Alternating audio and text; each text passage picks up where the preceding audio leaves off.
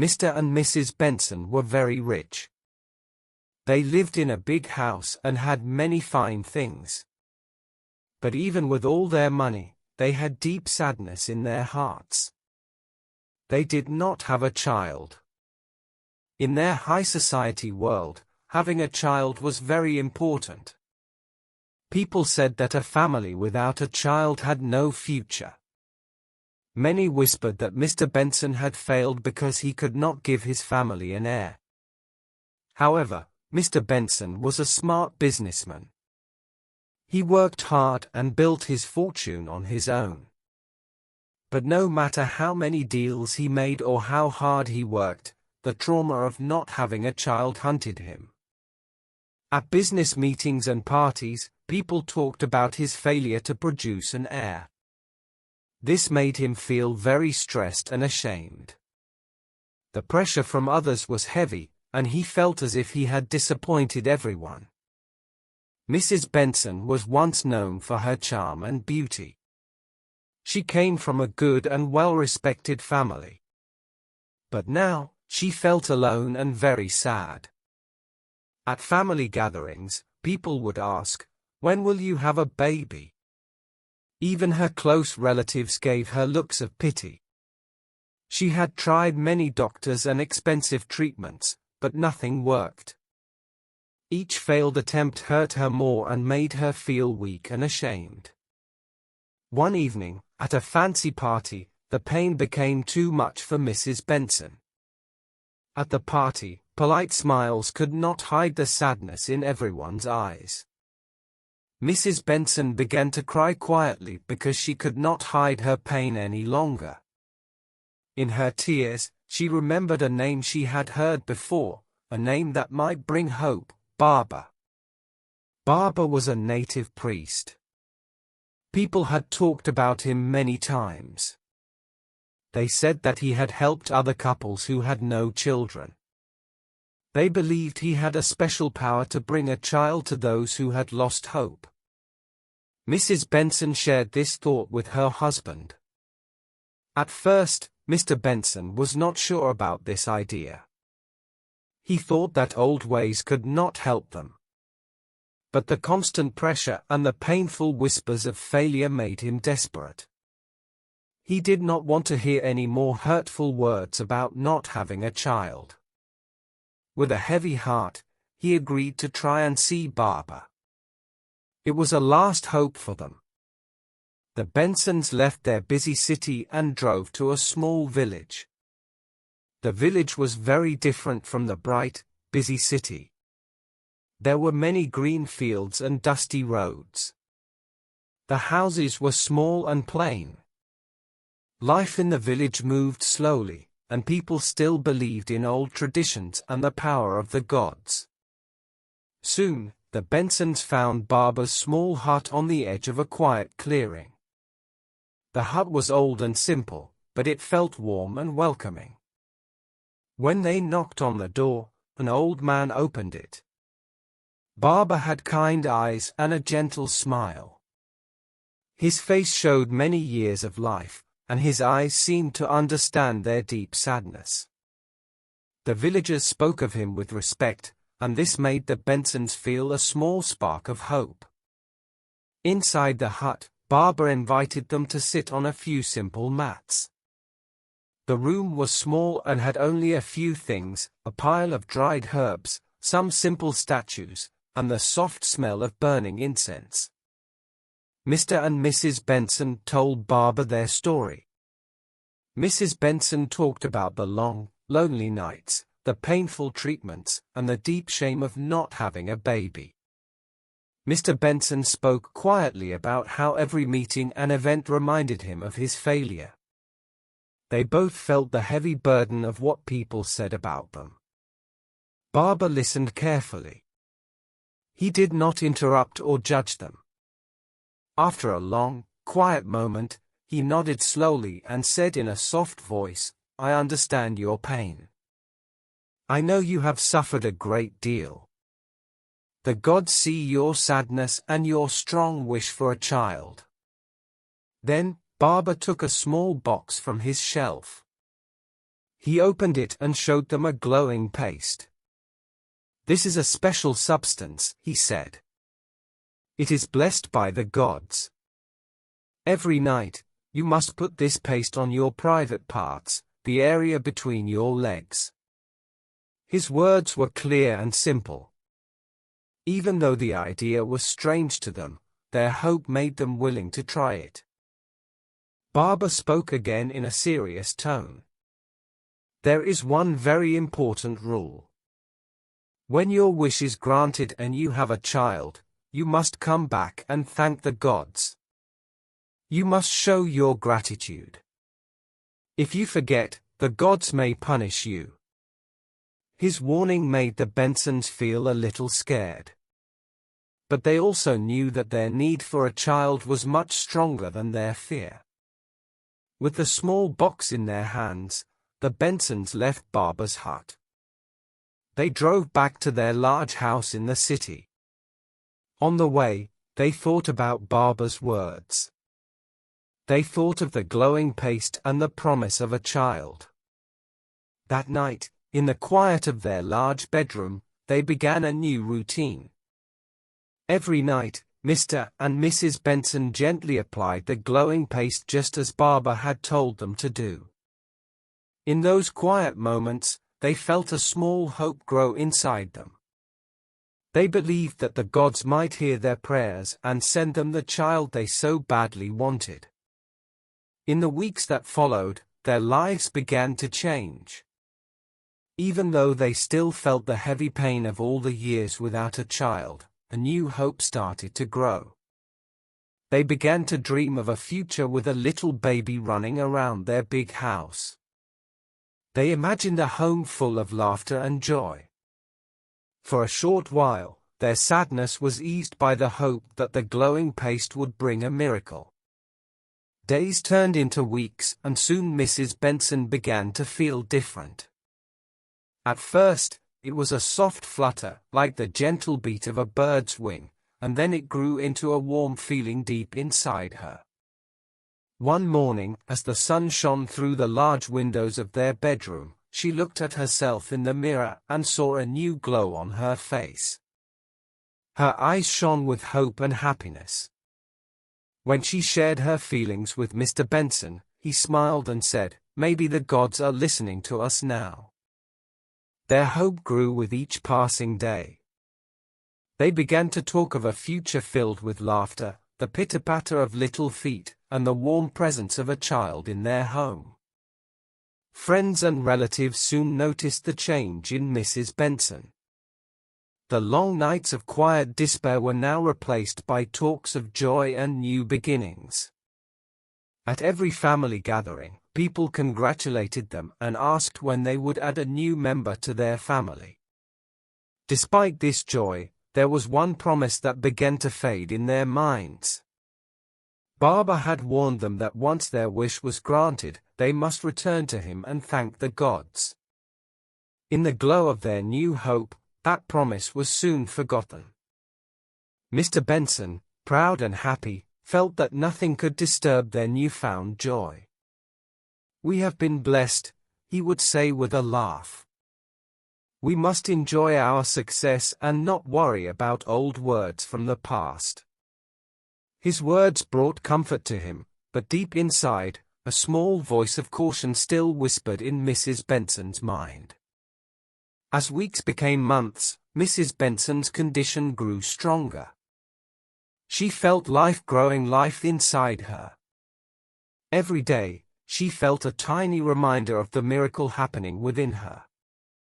Mr. Benson watched her with pride and relief. They began to make many plans for the future. The couple decided to redecorate a room in their mansion to create a cozy nursery, complete with soft colors and delicate toys. They even invited a few close friends to a small celebration, sharing the good news of the soon-to-be arrival of their child. In the midst of the busy preparations, Mrs. Benson sometimes recalled Baba's serious words. "Remember, my dear," she would say softly, "we must go back and thank the gods once our baby is born. But Mr. Benson would gently pat her hand and reply, "My love, we have been given our wish. Let us enjoy this miracle without worry." His dismissive words made her worry less for the moment, and the promise soon faded into the background of their busy life.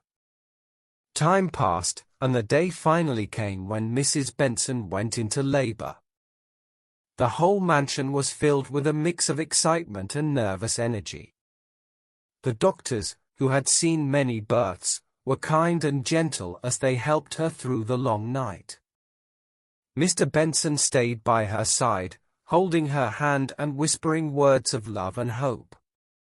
The pain of labor was strong, but so was the hope of holding their child soon. After many hours, a tiny cry filled the room. In that moment, all the stress, the long nights of worry, and the whispered doubts vanished. Their baby boy was born, small and perfect, with a strong cry that promised a bright future. They named him Albert. The joy in the room was immeasurable. Tears of relief and happiness streamed down their faces as they held little Albert for the first time. In that tender moment, the mansion was filled with the sound of soft lullabies and gentle smiles. As the days passed, Mr. and Mrs. Benson took every chance to celebrate their new arrival.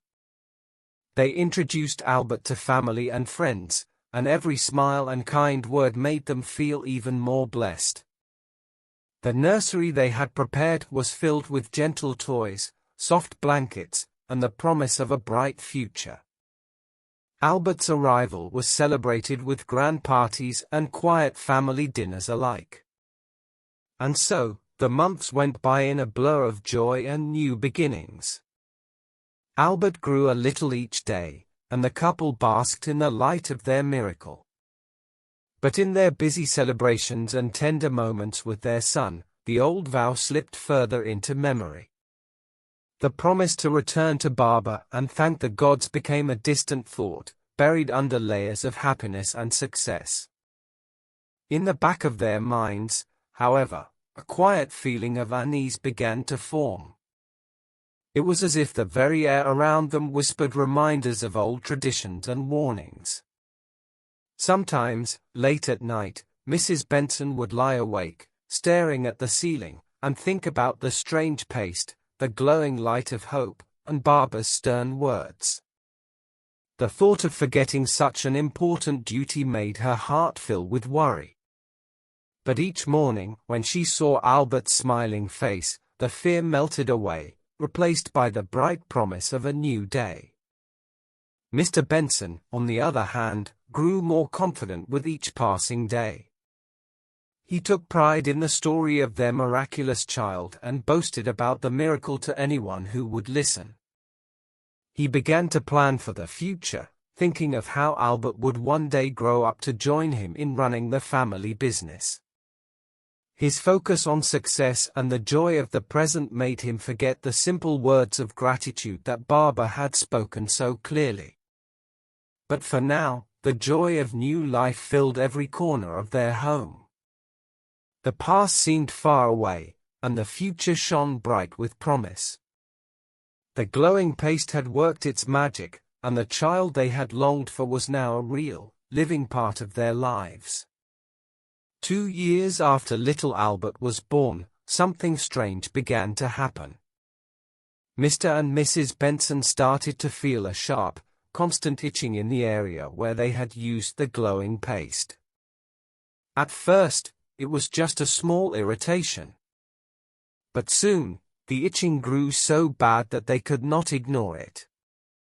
They tried to use creams and home remedies, but nothing helped. The pain made them feel embarrassed and afraid. One day, the pain became too strong, and they decided to go to the hospital. They visited a well-known doctor who examined them very carefully. The doctor was puzzled by what he found. When he looked at the private areas where they had applied the paste, he saw something very shocking. There were tiny, moving maggots on their skin. The doctor explained that he had never seen anything like this before. He did everything he could, cleaning, giving medicine, and treating them carefully, but nothing made the problem go away. The maggots and the constant itching persisted, and the doctor could not help them. The couple left the hospital with heavy hearts. They felt both physical pain and a deep, sinking worry. In the quiet of their large, once happy home, Mr. and Mrs. Benson began to talk about what could have caused this strange illness. In hushed voices, they recalled the night when they first used the glowing paste that Barbara had given them. They remembered Barbara's warning, that once their wish was granted, they must return and thank the gods. Slowly, a terrible thought began to grow in their minds. Could this horrible pain be a punishment from the gods for their ingratitude? Every day, the itching and discomfort grew worse. Mrs. Benson would often look at her reflection in the mirror and see red marks and swelling where the paste had been applied. Mr. Benson, too, could not hide his worry. At night, both of them would lie awake in bed, the pain reminding them of their mistake. The joyful memories of Albert's birth were now mixed with fear and regret. One evening, as the pain became almost unbearable, Mrs. Benson spoke softly to Mr. Benson, "We must go back to Barbara. We forgot to thank the gods when Albert was born. Maybe this is our punishment." Mr. Benson looked away, trying to hide his fear. He said, "We already have what we wanted, a child. We should not let old words ruin our happiness." But deep down, both of them knew that something was very wrong. After several painful days, the discomfort reached a breaking point. With no other option, Mr. and Mrs. Benson agreed that they must return to the village and see Barbara once more. Their hearts were heavy with guilt and fear as they drove back along the quiet country roads. The journey felt long and filled with regret. They remembered the simple village, the gentle life, and Barbara's kind but firm eyes. Now, they hoped that Barbara might be able to help them lift this terrible curse. When they arrived at the village, they found Barbara's small hut much as they remembered it. The hut looked peaceful and humble, surrounded by a small garden of wild flowers. With hearts pounding and hands trembling, they walked to the door and knocked. Soon, Barbara opened the door. His eyes, calm and deep, looked at them, and he saw the pain and regret written on their faces. Without wasting time, Mr. and Mrs. Benson explained in simple words what had happened. They told Barbara about the severe itching, the pain that would not go away, and the horrifying sight of maggots that the doctor had found. Barbara listened quietly. His face was serious, and after a long pause, he spoke in a low, steady voice. "You have forgotten an important promise," Barbara said. "When you were blessed with a child, you were told to come back and thank the gods. Your neglect has brought this curse upon you. The gods are angry because you have taken their gift for granted." The couple's faces fell. They both felt deep shame and regret. They listened as Barbara continued, "Now, the gods demand a sacrifice for your ingratitude. There is a heavy price to pay for this curse.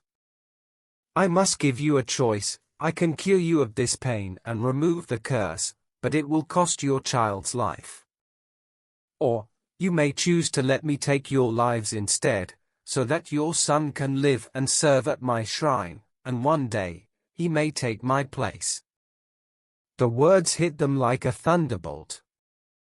How could they choose between their own lives and the life of their beloved son? Tears filled their eyes. Mr. Benson's voice trembled as he said, "I love Albert more than anything. I cannot bear the thought of losing him." Mrs. Benson, crying softly, added, "Our child is our life. Even if it means our own lives must be given, I would choose that if it means saving him." Barber's eyes softened as he listened to their words. He repeated the choice clearly, "You must decide. Either I cure you, and your son dies, or you allow the gods to claim your lives, and your son will live and serve at the shrine."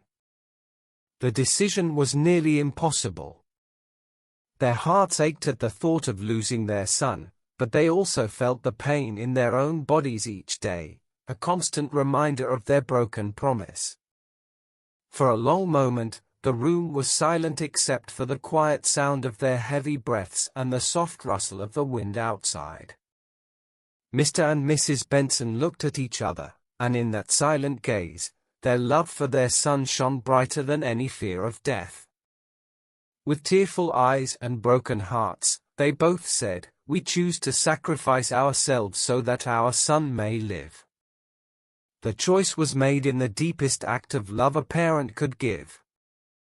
Their voices were soft, but their words carried the weight of their entire lives.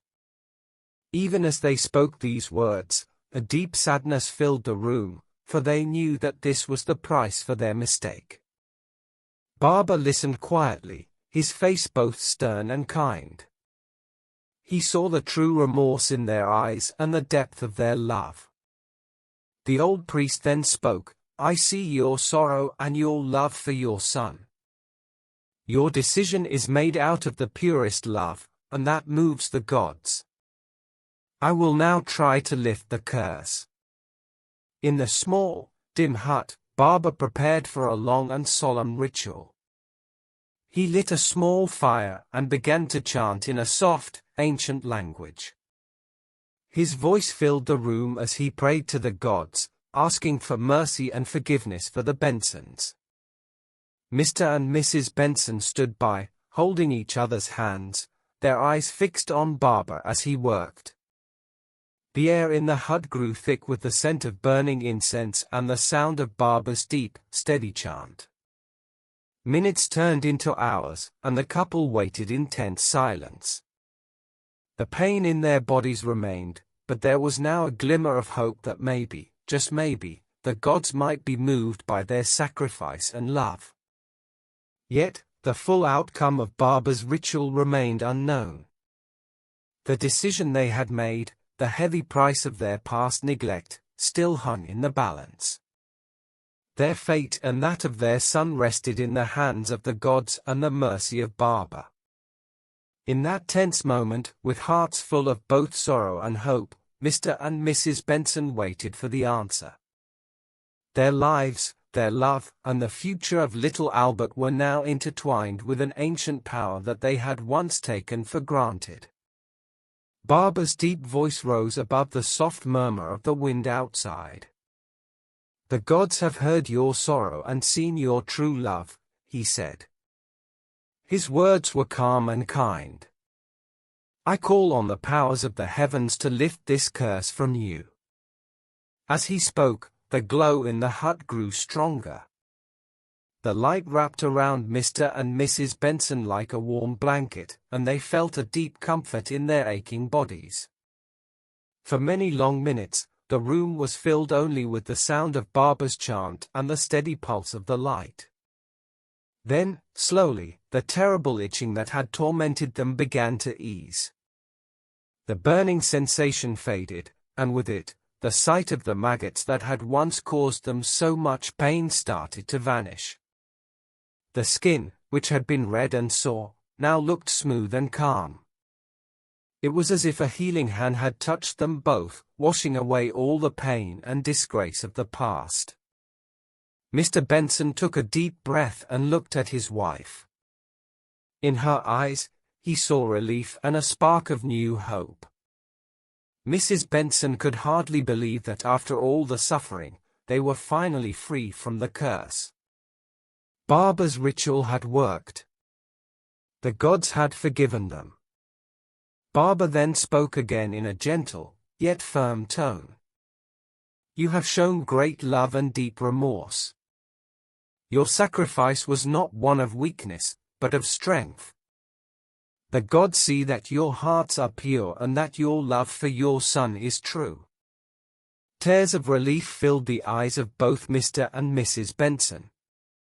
They had been ready to sacrifice everything, and now they were given a second chance. With deep gratitude, they bowed their heads. "Thank you, Baba," Mrs. Benson whispered, her voice trembling with emotion. "Thank you for saving us. We will never forget this lesson." Baba smiled gently. "Remember always to be grateful to the gods. Gratitude is the light that will guide you through even the darkest times. Let this miracle be a reminder that every blessing must be honored with a thankful heart." The drive back was filled with a sense of wonder and quiet joy. The roads, lined with trees and bathed in the soft glow of the moon, seemed to whisper promises of a new beginning.